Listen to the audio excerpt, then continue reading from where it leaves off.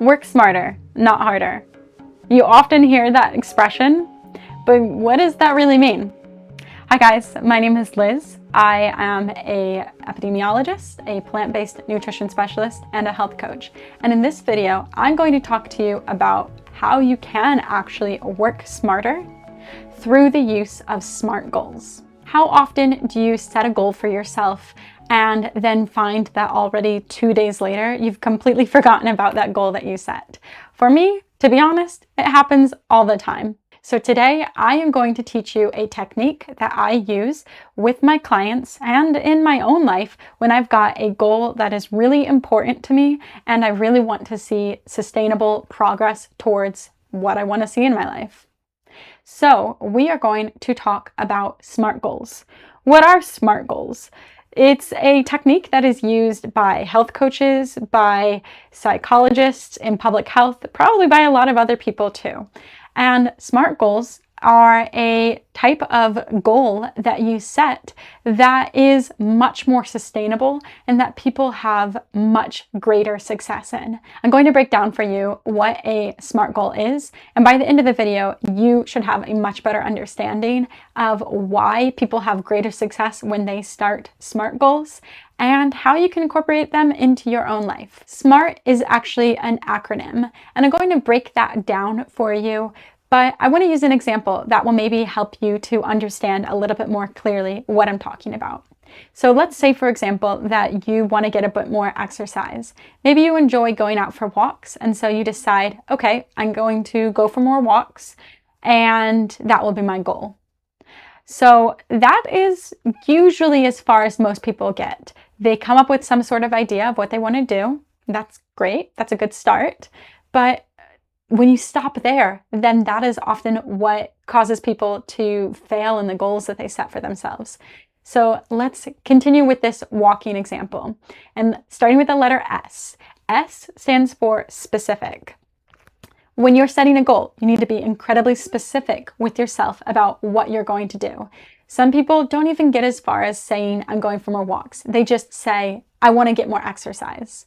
So you are being specific when you say, I want to go on more walks. Okay, great. We've got S. Now let's move on to M. M stands for measurable. That means that it is a goal that you can measure. You can actually measure your progress. In this case of walking, maybe you decide you're going to go for a walk after dinner at least 3 nights per week.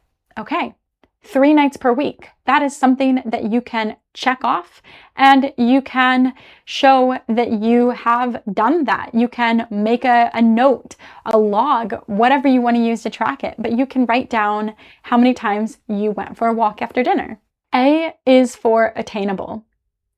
What that means is that you are setting yourself up for a goal that you actually have the tools, the resources, the abilities to be able to accomplish. If you are setting a goal of walking 3 nights a week, is that something that you can actually realistically incorporate in your life? Do you have the time? Do you have the energy after a long day?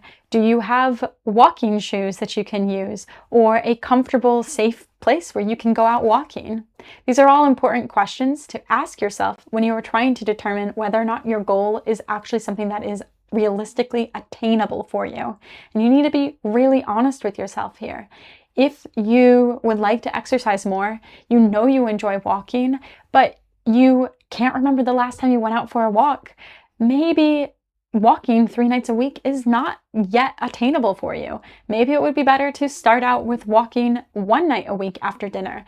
And if you can accomplish that, then the next week you can increase that, or you can change that goal slightly. But the point is, choose something that you feel at least 75% confident that you will be able to attain. The next letter is R. R stands for relevant. Here we want to contemplate, is this little action step that I am taking, this SMART goal, is it relevant to the change that I want to see in my life in the long term? If that change is that you want to be more physically active, then going out for a walk several times a week would definitely be relevant to that goal. But if your goal is that you want to be more active and you set a SMART goal of that you want to eat a serving of fruit with every meal, those two things are not relevant to one another. So you need to make sure that the goals that you set for yourself are actually relevant to the long-term goal or that change that you want to see in your life. And finally, we have T. T stands for time-bound or time-based. So we've come up with all of these specifics for what this goal is going to look like, and now we need to know how long we are going to practice it. When I work with my coaching clients, we set a time frame based on when we're going to see each other next. Sometimes we see each other every week or every other week. And so my client will work on that goal for 1 or 2 weeks. And then when we see each other next, we set a new goal. If you aren't working with a health coach and you are working on your goals independently, then my suggestion would be that you keep your goals to 1 or 2 weeks. That way you can see how you are progressing. And after one goal, then you see how you did, whether or not you were able to accomplish that goal. And then that is great information for you to be able to plan that next goal and the next one and the next one, with that goal ultimately of helping you to accomplish those long-term changes that you want to see in your life. So stop setting yourself up for failure by setting goals that are unrealistic, unattainable, or just not clear what you're even trying to do.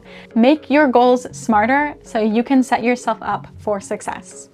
Thanks for watching, and I'll see you in the next video. Bye, guys.